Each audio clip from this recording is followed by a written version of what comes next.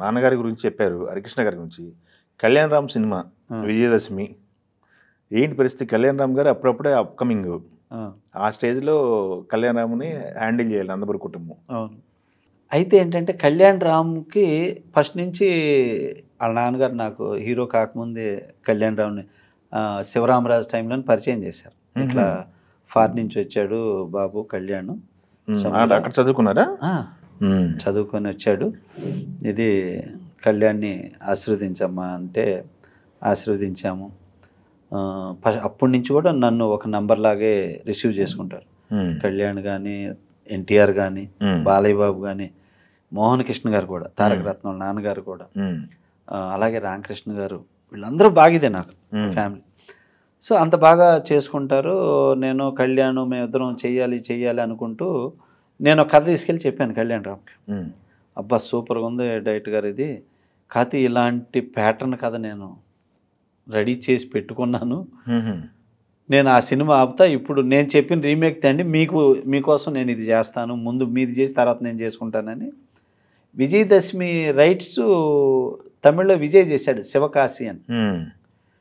ఇది నేను చెబితేనే ఇస్తారని చెప్పేసి రత్నం గారి దగ్గర చేశాను కదా, రత్నం గారిది ఆ సినిమా తమిళ. అప్పుడు నేను మాట్లాడితే ఆయన రైట్స్ ఇచ్చాడు. అట్లా నన్ను కళ్యాణ్ ఆ సినిమాకి మార్చాడు, నేను తీసుకెళ్ళిన కథ చేయకుండా. ఓకే. యాక్చువల్గా ఏంటంటే కళ్యాణ్కి బాడీ లాంగ్వేజ్ అది కాదు, కళ్యాణ్ రామ్ది ఫుల్ ఎనర్జెటిక్ బాడీ కాదు, బాగా బాలకృష్ణ గారి లాగా ఎమోషన్ సెంటిమెంట్ చేస్తాడు. Full out and out energetic తోటి ఎన్టీఆర్ లాగా చేయాలంటే చేయలేడు. సో ఇది ఎంచుకున్న కథ క్యారెక్టరేషన్ అది, నేను చెప్పిన కథ ఏమో అది. సరే ఎనీహౌ, బట్ ఇద్దరం ఒక ఫ్యామిలీ మెంబర్స్ లాగా ఉండేవాళ్ళం కాబట్టి చేయాలనుకున్నాం, చేసాము. సినిమా జస్ట్ యావరేజ్ అయింది కానీ బట్ వెరీ గుడ్ పర్సన్, క్లారిటీగా ఉంటాడు ఏం చేసినా కళ్యాణ్ రామ్. చాలా క్లారిటీగా ఉంటాడు. ఇక చిన్న చిన్న కోపతాపాలు ఇవి ఉంటాయి కానీ బట్ అవన్నీ సెట్లో ఒక్కోసారి చిరాకు పడతారు కానీ ఏంటంటే అన్నెసరీగా పడ్డండి.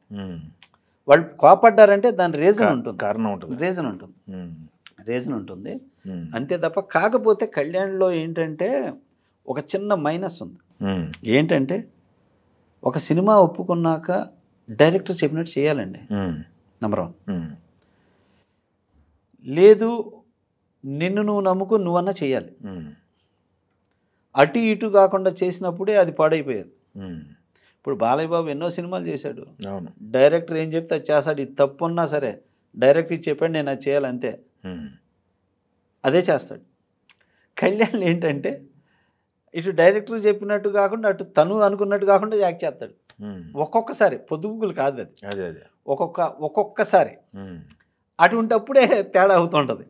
అటువంటిప్పుడు వేవులంతా ఇద్దరికి మిస్ అవుతుంది. అటువంటిప్పుడు చిన్న ఇది అనమాట, అంతే తప్పితే వేరేం లేదు. ఇది తప్పితే వేరేం లేదు. తారక రత్నతో వరుస వెంట 3 సినిమాలు చేశారు, 3 సినిమాలు. అవును. అప్పుడు పరిస్థితి ఏంటి? తారక రత్న గారితో చేస్తున్నప్పుడు పరిస్థితి? తారక్ కూడా ఏంటంటే చాలా మంచి హీరో, అన్నీ బాగా చేశాడు. బట్ ఏంటంటే తనకి టైం బ్యాడ్, హిట్లు రాలా అంతే. కానీ very good artist, very good dancer, very good memory, very good knowledge Tarak కూడా. లాస్ట్ యాక్చువల్లీ ఇప్పుడు నేను చేసిన వరదరాజు గోవిందం అనే సినిమా లాస్ట్ తారక్ సినిమా అది. అవునా?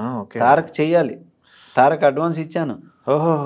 తారక్ అన్నయ్య నన్ను అన్నయ్య అంటాడు, అన్నయ్య నేను ఇట్లా యువగర్జనకి వెళ్తున్నాను, వెళ్ళేసి 2 daysలో వస్తాను, రాగానే ఇక మన గెటప్ ఇవన్నీ ఫోటో సెక్షన్ చేసే, అందుకే గడ్డం కూడా పెంచాడు.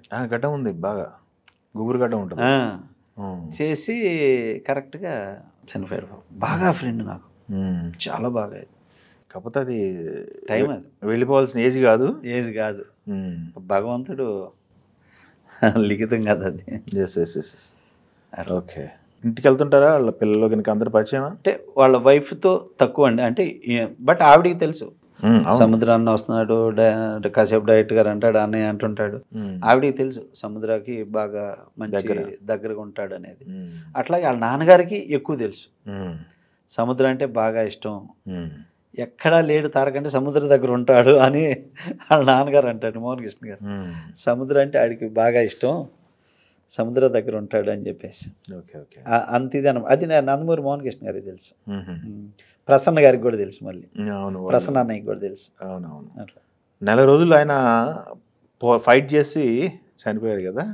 అవును, అది అసలు అది చాలా ఇదండి బాబు. బాగా ట్రై చేశారు. చాలా బాగా ట్రై చేశారు. మ్యాక్సిమం బయటకు వస్తాడు అనుకున్నాను నేను కూడా.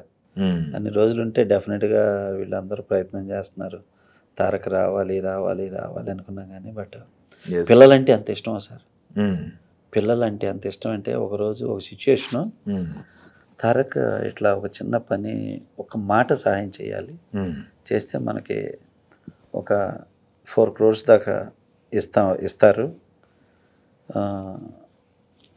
నా కోసం ఈ మాట చెప్పాలి అన్న. అంటే సరే అన్నయ్య అలాగే వస్తాను చెబుదాం అని చెప్పి వచ్చాడు. కాకపోతే వాళ్ళ దగ్గర టైం మెయింటైన్ చేస్తారండి బాగా. ఇప్పుడు కూడా నేను అది రామారావు గారే కాకుండా ఆ వారసత్వంలో ఆ టైం మెయింటైన్ చేయటం అనేది ఉందండి. It's a great sir. వచ్చి అన్నయ్య అన్నాడు, చూశాడు, ఇంకొక 1/2 hour దాటిని చూశాడు. కాకపోతే పిల్లల్ని తనే డ్రాప్ చేసి తనే తీసుకొస్తాడు. పిల్లలు టైం అవుతుంది అన్నయ్య వెళ్ళాలి అంటే, ఇది కదా బాబు అంటే, అన్నయ్య లైఫ్లో మనం ఏమన్నా చేసుకుందాం, టైం అయిపోతుంది, పిల్లలు నాకు చాలా ఇంపార్టెంట్ అన్నయ్య. సరే బాబు తీసేయి, నువ్వు అర్జెంటుగా వెళ్ళి పిల్లల్ని, మనకు పిల్లలే ఇంపార్టెంట్, మీరు వెళ్ళండి అని. అంత ఇష్టం పిల్లలంటే, అంత ప్రాణం. తర్వాత అరే అనిపించింది. 3 పిల్లలు ఉన్నారు కదా. 3 పిల్లలు, 2 ఆడపిల్లలు, 1 బాబు. ఎస్ అఫ్ కోర్స్ ఫ్రెండ్ అన్నారు కాబట్టి. వాళ్ళ నాన్న కూడా అండి అసలు ఎంత బాగా చూసుకునేవాడు. వాళ్ళ నాన్న పసిపిల్లాడిని ఒక తల్లి ఎలా చూసుకుంటుందో, మోహన్ కృష్ణ గారు అంత బాగా చూసుకున్నాడు ఆయన. నాన్న ఏం తింటావు, ఇది నాన్న, దా కారు ఎక్కు, ఓకే నాన్న, ఇలా డాడీ ఆ డ్రెస్ వేసుకో, డాడీ షూ, ఇది నాన్న ఏ కారు, ఇంత ఇదన్నమాట. నాన్న నాన్న నాన్న మోహన్ కృష్ణ గారు కదిలితే, అంటే అంత ప్రేమ. చిన్న యుగో అంతే. అది ఆ యుగోలు జీవితాన్ని విచ్ఛిన్నం చేస్తాయి. యుగో అంటే ఏం కాదు, ఫాదర్ ఇప్పుడు బిడ్డను అరిసాకు తండ్రికి ఉంటుంది, తండ్రి ఒక మాట అన్నాడని బయటకు వచ్చాడు అంతే. Okay okay.